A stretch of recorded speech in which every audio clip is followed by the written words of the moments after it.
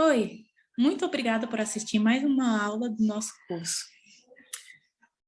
Como eu havia prometido na aula passada, o interessante de você colocar assignar valores a objetos é que você pode utilizar para automatizar suas respostas nos códigos, ou facilitar na hora de codificação. Por exemplo, para você resolver essa equação de x na potência de 2 mais x menos 1 é igual a zero, você pode já montar a resposta da equação quadrática, da solução positiva e negativa, e depois só assignar diferentemente os componentes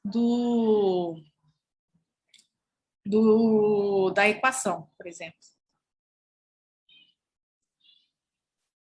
Então, você assignaria os valores que você está tentando analisar, correria, e você daria, lembrando sempre que quando você for criar um objeto que você vai utilizar várias vezes, que ele esteja numa maneira que você compreenda, que não tenha espaços, sem acentuação, tentar colocar sem acentuações, quando necessário. Aqui eu estou deixando mais exemplificado para ficar mais fácil, mas você poderia diminuir, fazer só um ou resultados um ou o que for.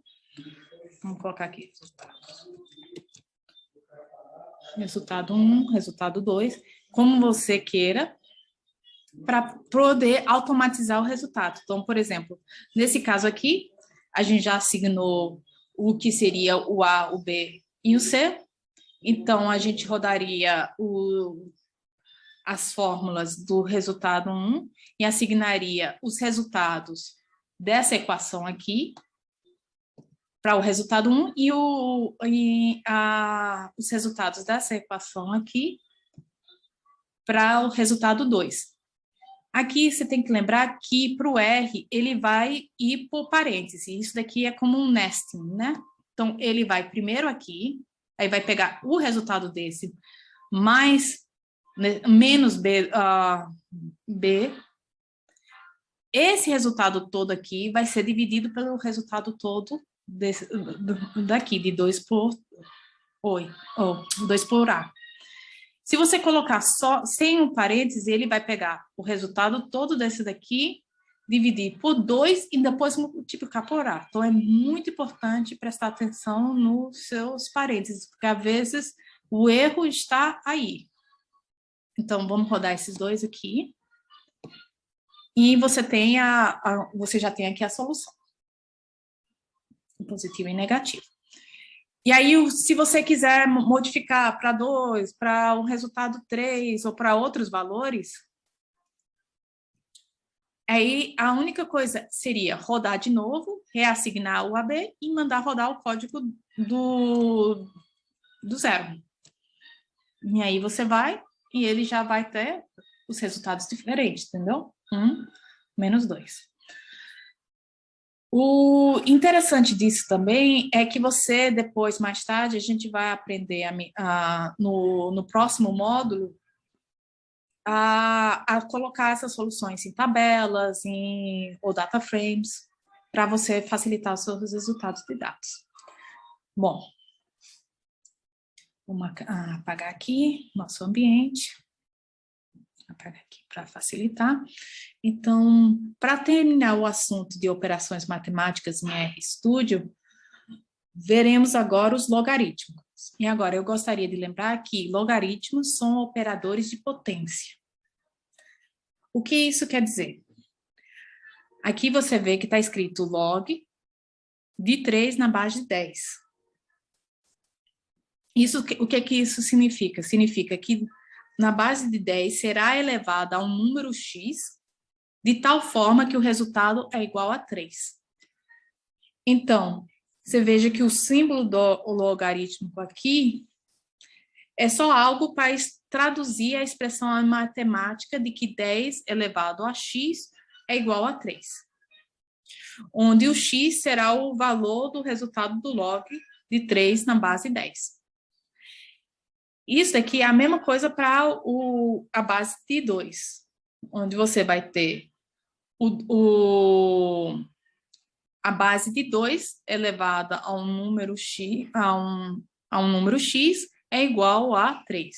Então, o resultado do log 2 de 3x de 3 na base 2 é x, certo? Então, essa é a ideia central do logaritmo. Ele é um operador de potência que tem várias aplicações nas práticas de biologia, em química, física, na economia. Em todas essas áreas e outras, com análises de dados, o logaritmo é muito útil, especialmente para séries de dados que crescem ou decrescem muito rapidamente. E por uma infinita razões, é muito conveniente a gente trabalhar nos dados, às vezes, na base logarítmica, do que nas bases originais. Mas aqui o que interessa é como fazer logaritmo no RStudio. Então, primeiro vamos dar uma olhada na função no RStudio.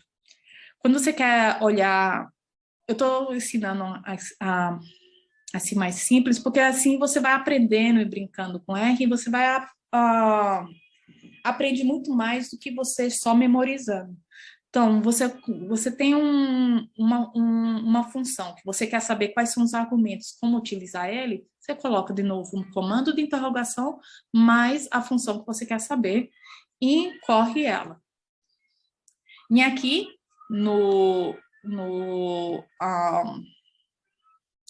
campo, você olha, não é assim, ele vai dar a explicação, ele vai dizer, olha, os argumentos são x na base tal, como as diferentes possibilidades, você vê que também tem você pode usar log 2, ele é uma parte do R básico, ele ele significa que você pode usar o log de 10, log de 2,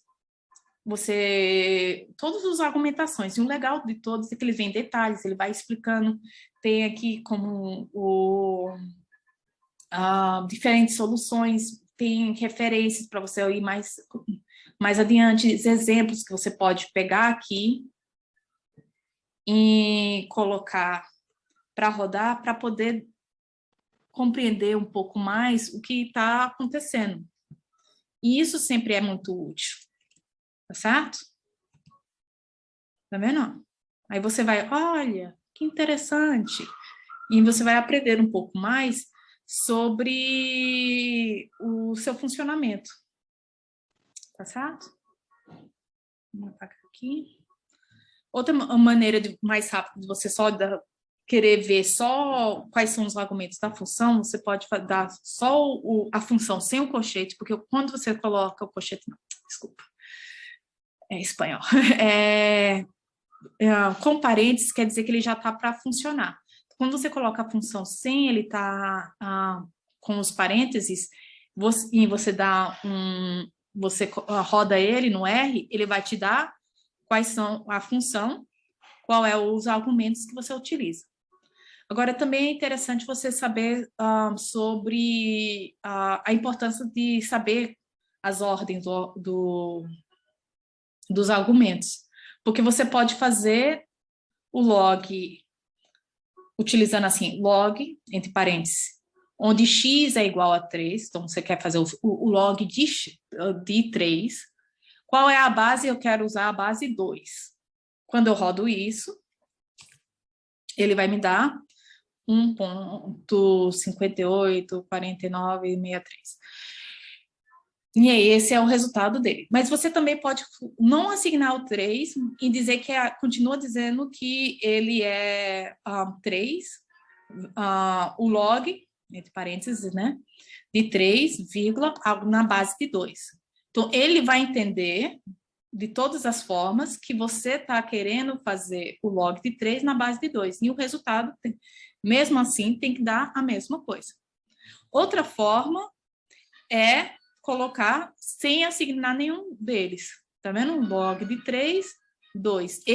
O RStudio, ele vai entender que você quer fazer o log de 3 na base de 2, porque essa é a ordem que ela está guardada.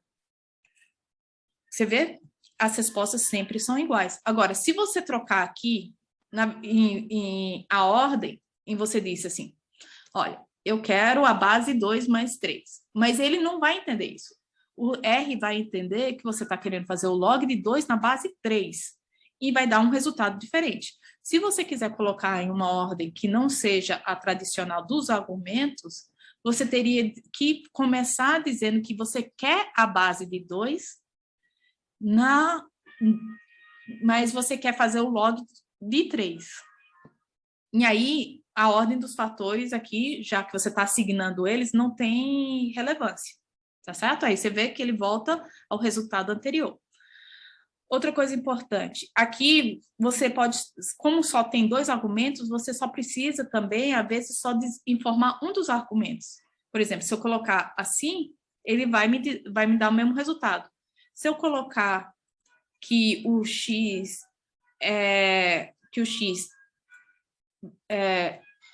eu assignar o x, o 3, e tirar o 2 daqui, ele vai entender que eu estou querendo o 2 como base. Então, contanto que você coloque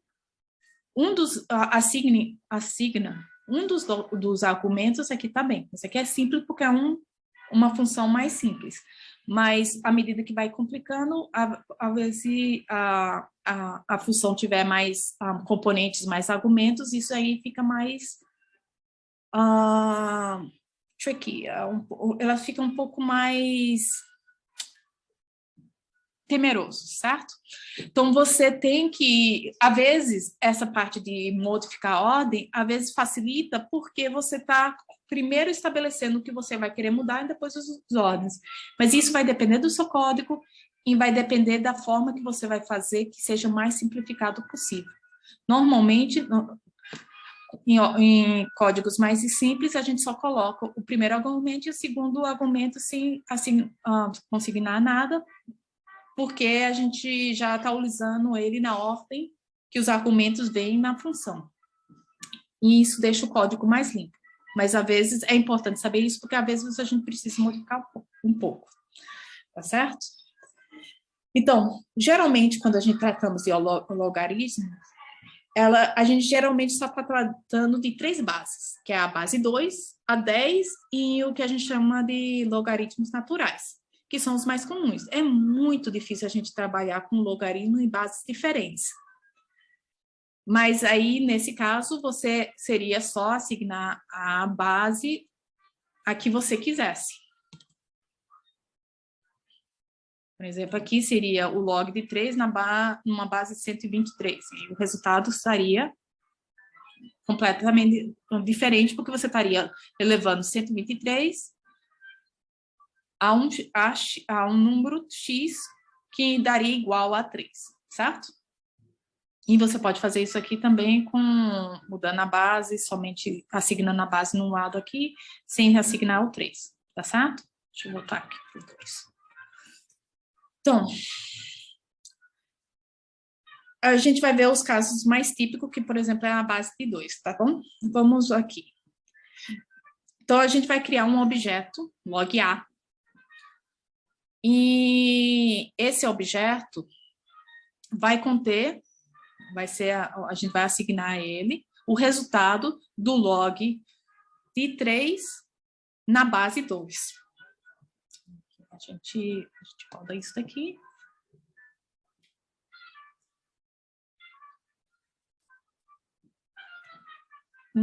Aqui eu vou criar não, deixa eu apagar aqui os objetos dos exemplos que eu fiz aqui, pronto. Aqui a gente fica só com os objetos de agora. Então, eu vou rodar esse daqui.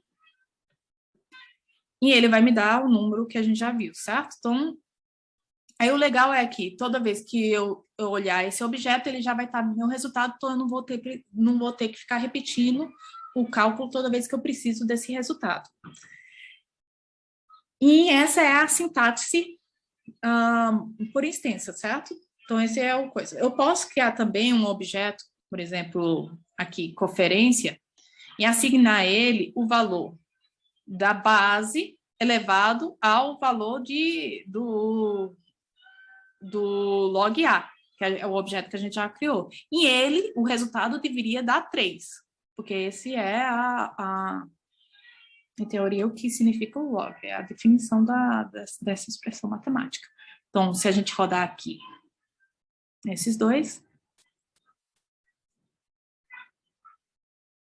e você viu que ele deu 3.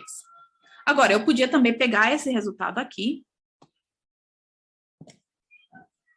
do log A, e colocar aqui diretamente, e você vai ver que ele também vai dar 3. Bom, uma aproximação, porque aqui também é uma aproximação. Mas o legal de você colocar assim é que você, como eu venho dizendo, você pode, ó, é fácil porque ele vai ver que esse objeto existe, então ele tenta facilitar você, na hora de você estiver escrevendo um código. Então, eu posso modificar aqui para qualquer outro número, vamos dizer 8, e eu volto a rodar, e ele vai me dar os resultados com a modificação, tá certo? Agora, para o log de 2, porque ele é um dos mais utilizados, ele também tem uma variação. Você pode fazer de outra forma, que é mais enxuta. Que, por exemplo, eu vou assignar esse objeto log variante 1, o resultado do log 2 no log de base 2 de 3, certo? Então, ele é a mesma coisa que estava escrito aqui em cima, 3, e deve dar o mesmo valor. Você tá vendo? Então, ele deu o mesmo valor do que seria o log A. Então, você pode escrever qualquer uma dessas expressões. Às vezes é melhor fazer a mais curta, porque fica mais limpa, mas às vezes a expressão mais longa é preferível. Você vai depender da situação do seu código. Agora, eu vou criar também aqui um log B, do log de 123,765 na base de 2. E você vai ver que ele roda legalzinho, sem problema nenhum, tá vendo? Entendeu? Ele dá o resultado, então você pode usar decimais sem problema, e a função vai trabalhar da mesma forma. Ele vai reconhecer tudo. Claro, lembrando que a notação é americana, com ponto para o decimal em vez de vírgula, certo? E você pode usar também a outra variante do log 2, e você vai ter o mesmo resultado. Então, aqui, tá vendo? Os objetos são iguais, independente da variante. Tá vendo? A variante B, o B com tradicional por extenso e a variante com log de 2 dão o mesmo resultado e assim por diante. O log de 10 é a mesma ideia. Você pode fazer ele por extenso, um objeto log C, e pode fazer ele log 10. O R ele tem essas duas funções básicas, então você pode fazer ele por igual. Vou rodar os dois, e os resultados dos dois são iguais. Tá vendo? E ele aceita os decimais com maior facilidade no mundo. Tá bom? Aí, desse daqui, você pode também fazer uma coisa mais complexa. Por exemplo, eu vou assignar ao objeto log_d o log de 7,89 ou 7,89 na base de 10, mais o log de 5,67 na base de 2.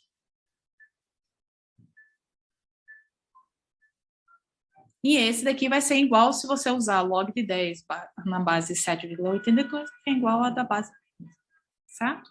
Então, isso facilita muito. E os resultados ou similares estão iguais. E, realmente, se você vai escolher qual você vai preferir, por extenso ou usar as funções específicas, dependendo da complicação e da organização que você queira dar ao seu código, Agora vamos falar de logaritmos naturais, certo? Os logaritmos naturais são aqueles logaritmos que a base é o E, ou o número de Euler, né? Também às vezes é chamado de nepter, né? Que são os logaritmos nepterianos. O que isso significa? Que o log de y, né? O log de y é igual a constante de Euler, que é 2,718 algo, é um número irracional, elevado ao número x, que seria igual ao número y, certo? Então, é a mesma estrutura do log, só que a base é a constante de Euler, né? Então, ele funciona igual, é muito simples, e o legal é que o log no R, ele já é, a base dele já é a base do número de Euler. Ou seja, se você não assignar a ele uma base, como a gente viu aqui por exemplo, só que ó, a base de 10, base de 2, se a gente não assignar ele vai naturalmente entender que você está querendo o logaritmo natural. Então, o log, então vamos colocar aqui o log até 1. E vamos rodar isso daqui. Aí ele já vai automaticamente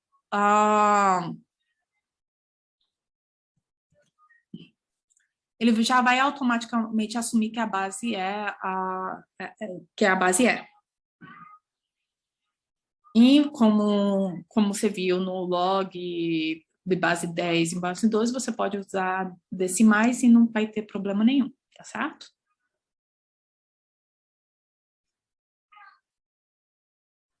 E, bom, é isso. Eu vou passar uma lista de exercícios para vocês resolverem, para ajudar a fixar as operações matemáticas que vocês vão usar. Eu recomendo que tente fazer sozinho, tente modificar eles, para você conseguir um pouco mais de exercício com a linguagem. E logo em seguida eu vou colocar com aulas comentando as listas de questões, para que vocês, depois de terem praticado, olharem esses comentários para ver se conseguiram responder as perguntas.